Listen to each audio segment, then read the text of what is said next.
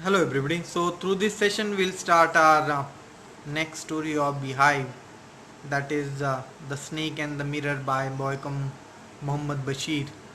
Actually it's originally written in Malayalam and it's now translated version to us.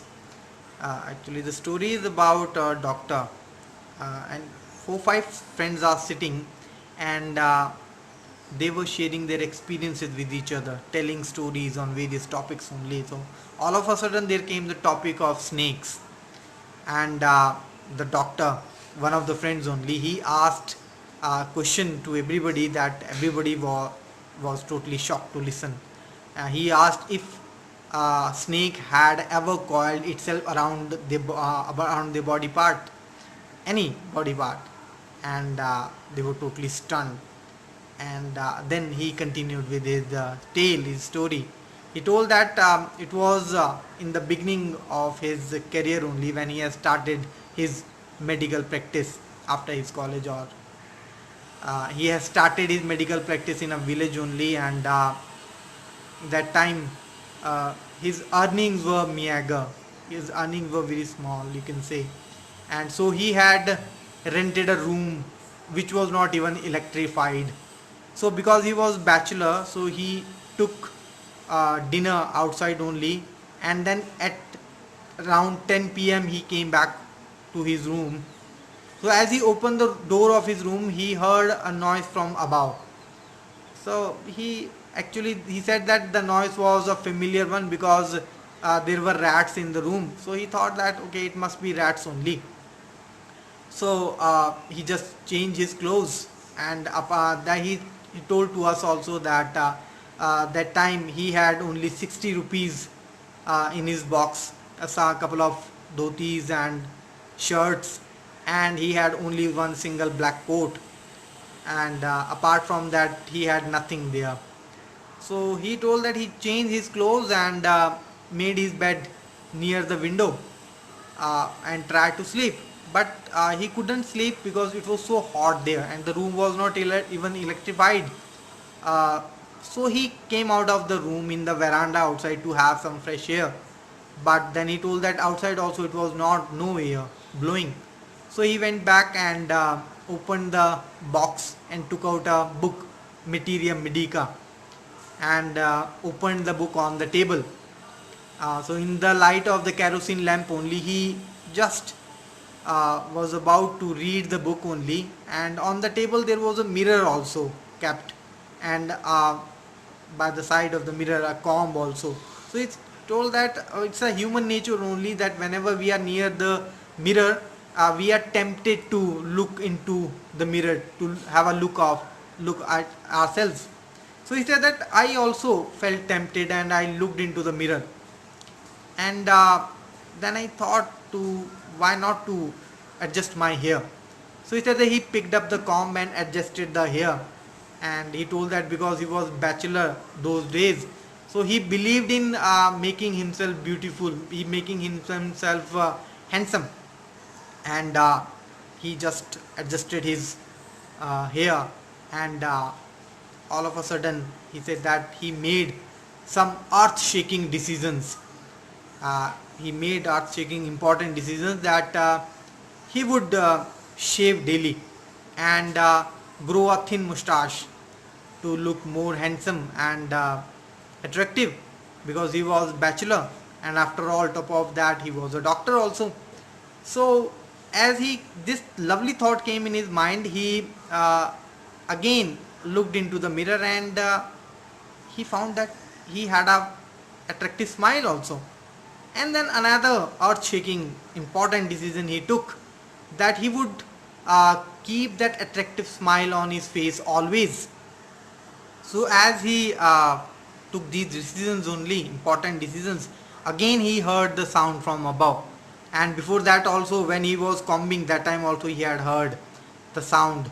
So this is the third time he heard the sound from above. But then he was lost in his thoughts and he ignored, avoided. So he got up from his seat and started pacing up and down the room only. But then again, another lovely thought came in his mind, that he would marry. and he would marry to a woman doctor. He decided. Why? Because he was a bachelor and handsome and top of the world. He was a doctor also. And to whom he would marry? He would marry a medical doctor who would be rich, who should be rich also, and who should have a good medical practice. And one thing more, that she should be fat also. Why? Because if by chance he made any silly mistake and he had to run away, so she should not be able to catch him. So for that reason she should be fat also. So he was thinking about these things only, and he sat on the chair, and now there were no more sounds from above. But then all of a sudden there came a dull thud, a low sound of falling of something, as if a rubber tube had fallen. So he again, that time also he was lost in his thoughts only. Now he was thinking that he would marry to a rich lady and then he would be rich also, because he himself was poor that time. So but then also he thought that why should not he look back? Let's check it. As he turned back, and that time only a fat snake wriggled from the back of his chair and landed on his shoulder.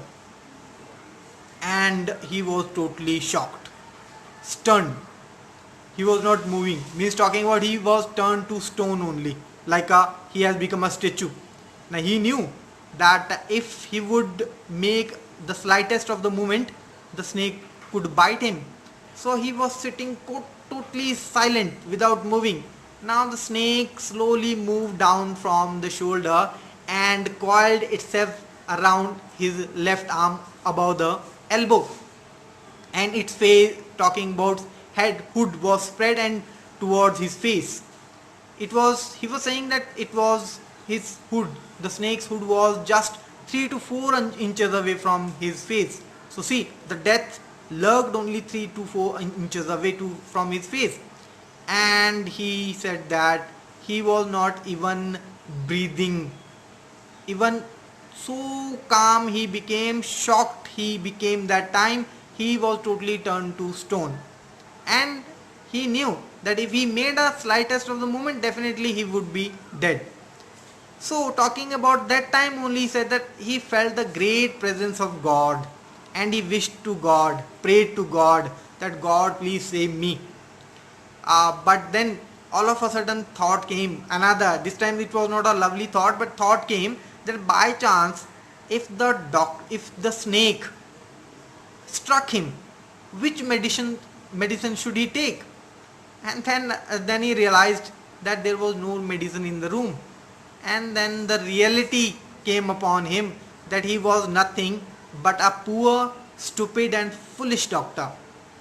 And that time he smiled feebly at himself only, means he made fun of himself only. He realized that what kind of a dreams he was thinking, that he would talking about he would keep he would grow mustache, he would keep a attractive smile on his face, and he would marry a woman doctor who should be rich also, fat also, and see the reality. So he smiled at himself. All these thoughts underwent and he smiled at himself. He made fun of himself only. So he said that as if God was also seeing all these things, he appreciated that, see, he has realized his mistake, or he has realized his foolishness. So all of a sudden what happened, slowly the snake turned itself, and the snake looked into the mirror which was kept on the table, and it looked its image, talking about reflection in the mirror. And after that it slowly wriggled down and landed onto the table, looking into the talking about mirror. So that time the doctor thought that he was thinking that whether the snake was also making such important decisions as he was making. Decisions like that he should use some eyeshadow, mascara, or that he would also grow mustache, or take a vermilion spot on his forehead. So all thinking only, then all of a sudden he realized, as when the snake had totally landed on the table and he was free, he slowly got up from there and ran as fast as he could and stopped at his friend's house only. So one of the, as and everybody were totally relieved, all the friends. Oh, finally the doctor was saved. They were so much kept by the story. So one of the friends asked that, doctor, is your wife really fat? And he said no. And that he told that God wished otherwise, and that he told that his wife is not fat, and she is a thin, ready person, and with a gift of a racer also. She used to run very fast.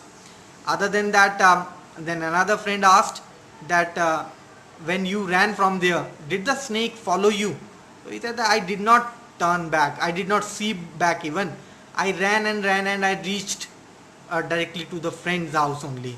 Then he told that next morning, early morning, when he came back with his friend and 2-3 other people also for taking away the things, he said that when he reached there, he found that there was nothing left. Already a thief had stolen all the things, whatever he was having, a box, 60 rupees, shirts and dhotis, but only one thing was left there as a final insult. And what was that?